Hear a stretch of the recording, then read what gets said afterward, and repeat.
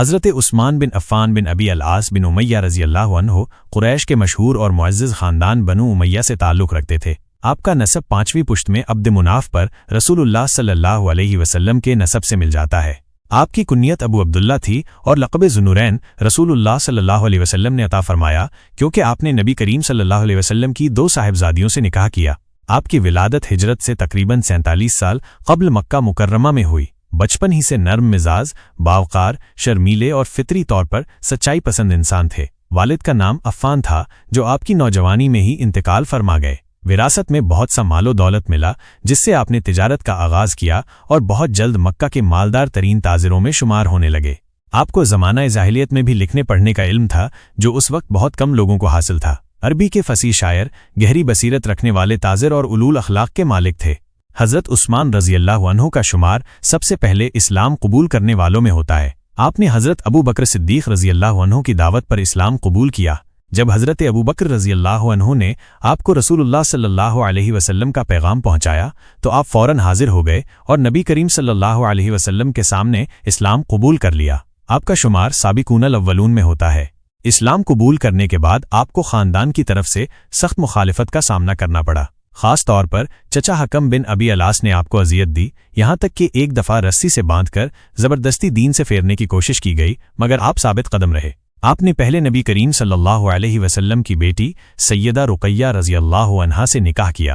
ان کے انتقال کے بعد سیدہ ام کلثوم رضی اللہ عنہا سے نکاح کیا، اسی لیے آپ کو ذوالنورین یعنی 2 نوروں والے کا لقب ملا۔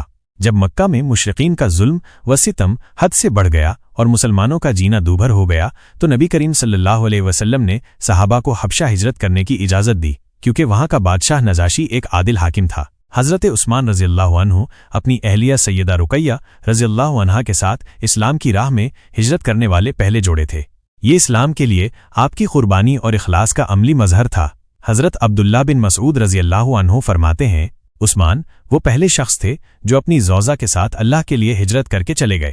نجاشی کے دربار میں جب جعفر بن ابی طالب رضی اللہ عنہ نے اسلام کی خوبصورت ترجمانی کی تو نجاشی بہت متاثر ہوا اور مسلمانوں کو پناہ دی۔ حضرت عثمان اور دوسرے مہاجرین کو وہاں امن اور دین کی آزادی ملی۔ کچھ وقت بعد جب مکہ کی فضا اور زیادہ خراب ہو گئی اور نبی کریم صلی اللہ علیہ وسلم نے مدینہ منورہ ہجرت فرمائی تو حضرت عثمان رضی اللہ عنہ بھی سیدہ رقیہ کے ساتھ مدینہ ہجرت کر گئے۔ جب غزوہ بدر کا وقت آیا تو سیدہ رقیہ رضی اللہ عنہا شدید بیمار تھیں۔ رسول اللہ صلی اللہ علیہ وسلم نے حضرت عثمان کو مدینہ ہی میں تیمارداری کا حکم دیا اور فرمایا، تمہیں بھی بدر کے شہداء اور مجاہدین کا اجر حاصل ہوگا۔ سیدہ رقیہ رضی اللہ عنہا کا انتقال اسی وقت ہو گیا۔ نبی کریم صلی اللہ علیہ وسلم غزوہ بدر سے واپسی پر ان کی قبر پر تشریف لائے۔ چند سال بعد نبی کریم صلی اللہ علیہ وسلم نے حضرت عثمان رضی اللہ عنہ کا نکاح اپنی دوسری بیٹی سیدہ ام کلثوم رضی اللہ عنہا سے کر دیا۔ نبی کریم صلی اللہ علیہ وسلم نے فرمایا، اگر میری اور بھی بیٹیاں ہوتیں تو میں سب کا نکاح عثمان سے کر دیتا۔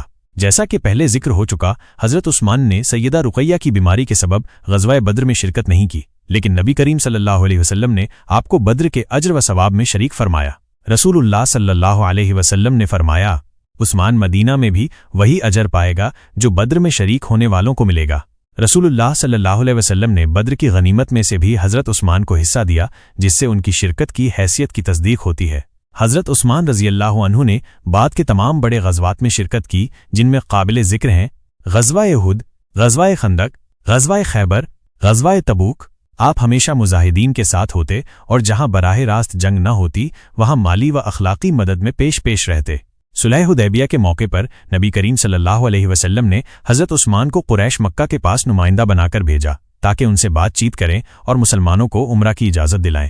قریش نے آپ کو روک لیا اور خبر پھیل گئی کہ حضرت عثمان شہید کر دیے گئے، جس پر رسول اللہ نے صحابہ سے بیعت رضوان لی جو قرآن میں یوں ذکر ہے، یقیناً اللہ مومنوں سے راضی ہو گیا جب وہ درخت کے نیچے آپ سے بیعت کر رہے تھے۔ بعد میں معلوم ہوا کہ آپ زندہ سلامت ہیں اور قریش نے آپ کو واپس کر دیا۔ اس موقع پر نبی کریم نے فرمایا، یہ بیعت عثمان کے لیے بھی ہے کیونکہ وہ اللہ اور اس کے رسول کے کام پر گیا ہے۔ غزوہ تبوک کے موقع پر جب اسلامی لشکر کو مالی مدد کی سخت ضرورت تھی، حضرت عثمان نے 1000 اونٹ، 70 گھوڑے، ہزاروں درہم اللہ کی راہ میں پیش کیے۔ نبی کریم صلی اللہ علیہ وسلم نے فرمایا، عثمان نے جو آج دیا ہے اس کے بعد اس پر کوئی نقصان دہ چیز اثر نہیں ڈالے گی۔ آپ رسولullah کے قریبی صحابہ میں شامل تھے اور اکثر اہم مشوروں میں شریک ہوتے، قرآن لکھنے والوں میں بھی شامل تھے۔ نرم مزاجی، حیا اور فیاضی میں آپ مشہور تھے۔ حضرت عائشہ رضی اللہ عنہا فرماتی ہیں، نبی صلی اللہ علیہ وسلم نے فرمایا، عثمان سب سے زیادہ حیا والا انسان ہے جس سے فرشتے بھی حیا کرتے ہیں۔